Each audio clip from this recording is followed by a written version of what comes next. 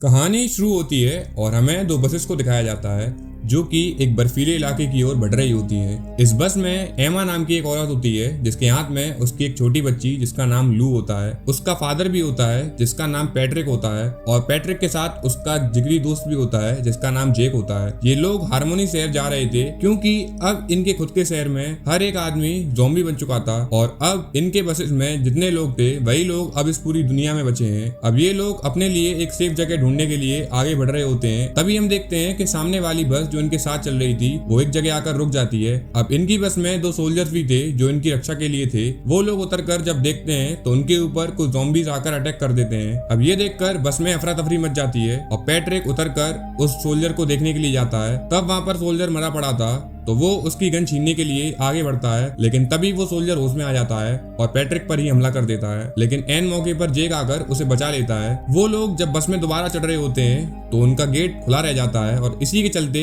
वहां पर और सारे ज़ॉम्बीज आ जाते हैं और बस के अंदर घुसने लगते हैं। वो लोग बस में घुसकर अफरा तफरी मचाने लगते हैं और सारे लोगों को काटने लगते हैं। अब बस के लोग उतर कर इधर उधर भागने लगते हैं और पूरे शहर में वापस से वही अफरा तफरी मच जाती है। अब एमा अपनी लड़की को लेकर एक गाड़ी के किनारे छुपी हुई थी, तभी उसके पीछे से एक ज़ॉम्बी आ जाता है और उसके ऊपर हमला कर देता है। लेकिन वहां पर जैक आ जाता है और उसे बचा देता है। लेकिन जब पैट्रिक आकर एमा की हालत देखता है तो वो दंग रह जाता है क्योंकि एमा को एक ज़ॉम्बी ने काट लिया था। अब यहाँ से हमें 7 साल बाद का समय दिखाया जाता है जहाँ पर एमा की बेटी लू अब काफी बड़ी हो चुकी थी और वो जेक के साथ रह रही थी क्योंकि पैट्रिक ड्रिंक करने लगा था और इसी के चलते जैक ने उससे उसकी बेटी को छीन लिया क्योंकि वो एक अच्छा फादर नहीं है। इसी के चलते अब हमें पैट्रिक को दिखाया जाता है जो उसके सामने वाले घर में ही अपने कुत्ते के साथ रहता है। वो और उसका डॉगी ही अब इस पूरे घर में अकेले हैं। अब वो लोग अपने लिए खाना बनाते हैं और रात में पैट्रिक अपने आप से ही रेडियो पर बात करने लगता है क्योंकि उसे एक बीमारी हो चुकी है। जब से उसकी बीवी मरी है तब से उसे गहरा सदमा लगा है और इसी के चलते वो अपने आप से ही बातें करता रहता है।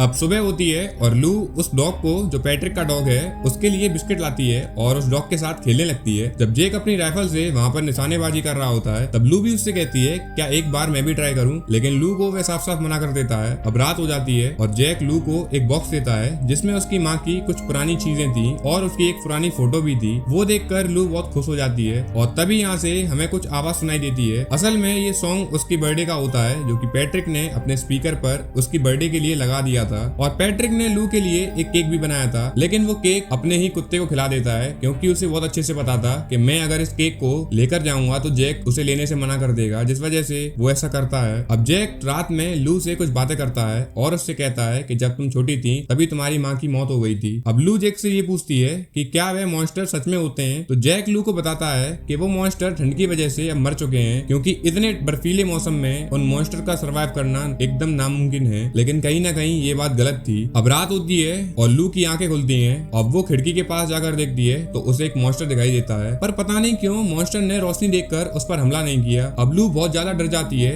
तो वो एक बेड के नीचे छुप जाती है। अब जब सुबह होती है तब जेक पूरे घर में देखता है, उसे लू कहीं भी नहीं मिलती। अब जब वो नीचे आकर ग्राउंड फ्लोर पर चेक करता है तो लू वहीं पर बैठी होती है। अब लू जेक से पूछती है कि आपने तो कहा था कि सारे मॉन्स्टर मर चुके हैं, लेकिन मैंने तो रात में ही एक मॉन्स्टर देखा था। तब जेक उसे बताता है कि ये तुम्हारा वहम था और ऐसा कुछ भी नहीं है। तब वो जेक से कहती है अगर ऐसा कुछ नहीं है तो तुम मुझे बाहर क्यों नहीं जाने देते, मेरा भी मन करता है कि मैं भी इस घर से बाहर निकल कर देखूं। तब जेक बिना कुछ बोले वहां से जाने लगता है। इसके बाद लू उस डॉग को बिस्किट लाने जाती है और तभी वह वहां पर पैट्रिक को देखती है। पैट्रिक उससे बात करने लगता है और तभी वहां पर जेक आ जाता है। अब वो ये देखकर पैट्रिक पर गुस्सा होता है और कहता है कि तुम मेरी बेटी से दूर रहो। ये देखकर पैट्रिक मनी मन बहुत उदास हो जाता है क्योंकि कहीं ना कहीं लू का असली पिता तो पैट्रिक ही था। पैट्रिक उदास होकर अपने डॉग को लेकर अपनी बाइक से पास के ही मॉल में जाता है जहाँ से वो कुछ खाने के लिए आया था। जब वो आगे बढ़ता है तो वो एक मरे हुए जानवर को देखता है। वो ये देखकर दंग रह जाता है कि उसे एक ज़ॉम्बी खा रहा होता है। वो दबे पांव वहां से भागने लगता है, लेकिन उस ज़ॉम्बी को पैट्रिक की आवाज आ जाती है। जब वो अपनी बाइक स्टार्ट कर भाग रहा होता है तभी वो ज़ॉम्बी उस पर हमला कर देता है, लेकिन इसी के साथ जेक लू को निशानेबाजी सिखा रहा था। जब लू अपने हाथ से गोली चलाती है, उस गोली की आवाज जब चलती है तो वो ज़ॉम्बी गोली की आवाज सुनते ही पैट्रिक को छोड़ देता है और उस गोली की तरफ आने लगता है और मौका पाकर अब पैट्रिक पीछे से अपनी बाइक को लाकर उस ज़ॉम्बी में ठोक देता है, जिस वजह से वो ज़ॉम्बी वहां गिर जाता है। अब जेक लू से कहता है कि तुम फटाफट घर के अंदर जाओ। अब तभी हम देखते हैं कि लू गेट के बाहर खड़ी होकर देख रही होती है कि पैट्रिक उस ज़ॉम्बी से लड़ रहा होता है। जू रो रही होती है और इधर जेक अपनी गन ताने हुए सीधे खड़ा होता है, लेकिन वो गोली नहीं चलाता बल्कि खड़े होकर वहीं देख रहा होता है और इधर ज़ॉम्बी पैट्रिक को खाने लगता है। लेकिन तभी पैट्रिक का डॉग आ जाता है और उस ज़ॉम्बी पर हमला कर देता है, लेकिन वो ज़ॉम्बी उस डॉग को ही जान से मार देता है और इसी के साथ मौका पाकर पैट्रिक खड़ा उठता है और अपनी गन से उस ज़ॉम्बी को घायल कर देता है। घायल होने की वजह से वो ज़ॉम्बी वहां से भागकर निकल जाता है। अब जेक जब अंदर आता है तो लू उससे बहुत ज्यादा नाराज थी क्योंकि उसने पैट्रिक की जान नहीं बचाई और इसी के साथ साथ उसका फेवरेट कुत्ता भी मर चुका था। अब हम यहाँ पर देखते हैं कि पैट्रिक डर के मारे आईने में खुद को देख रहा होता है और उसे कुछ पुरानी बातें याद आने लगती हैं। जहाँ पर हमें पता चलता है कि जब एमा को एक ज़ॉम्बी ने काट लिया था तो वहीं पर आकर पैट्रिक ने एमा का हाथ काट दिया था, लेकिन इसके बावजूद भी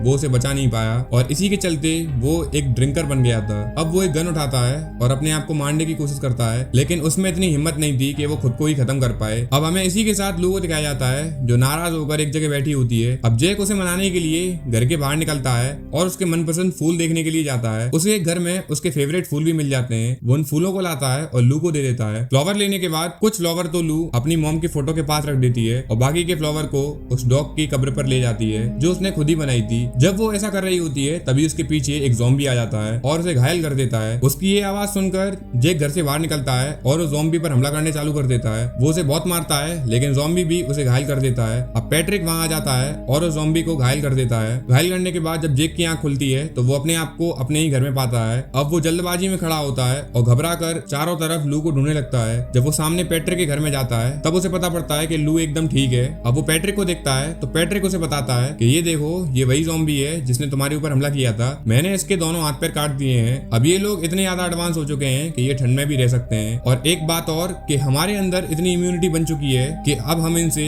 खुद मा खुद ही लड़ सकते हैं और यही वजह है कि इसके काटने पर मैं मरा नहीं था। अब जेक को सब बातें समझ में आ चुकी थी और तभी वहाँ पर लू आ जाती है, जिसे देखकर जेक बहुत ज्यादा खुश हो जाता है। अब वे तीनों लोग यहाँ से निकलते हैं और साथ में ही मॉल में जाते हैं। जब वो लोग वहाँ से कुछ सामान लेते हैं तभी जब बाहर आकर देखते हैं तो एक औरत खड़ी हुई थी। लू जेक को इशारा करके उस औरत की तरफ दिखाती है। जब जेक उसके पास जाकर देखता है तो वो दंग रह जाता है क्योंकि उसने इतने दिनों बाद कोई इंसान देखा था। वो उसे लेकर घर आते हैं और घर आने के बाद वो उससे पूछते हैं कि तुम यहाँ पर कैसे आई। तब वो उन्हें बताती है कि मैं अपने फादर और अपने भाई के साथ रहती थी पिछले 1 साल से, लेकिन जब ज़ॉम्बी ने हमारे ऊपर हमला कर दिया तो मेरे पापा और मेरे भाई मारे गए। अब इसी के साथ वो चारों बैठे होते हैं। बैठने के बाद एक ज़ॉम्बी की आवाज आती है, जिसे देखकर वो जो औरत होती है वो घबरा जाती है और पैट्रिक की गन लेकर सीधे उस ज़ॉम्बी के पास जाती है और उसे हेडशॉट दे देती है, जिस वजह से पैट्रिक को समझ में आ चुका था कि ज़ॉम्बी के हेड पर मारने से वो तुरंत खत्म हो जाते हैं। अब गोली चलने की आवाज इतनी तेज थी कि पूरे एरिया में ये आवाज फैल जाती है और इसी के चलते सारे ज़ॉम्बी एक तरफ खिंचे हुए आने लगते हैं। अब वो लोग अपने घर में आकर सारे खिड़कियां और दरवाजे बंद करने लगते हैं, लेकिन फिर भी सारे ज़ॉम्बी इधर उधर से आ रहे थे।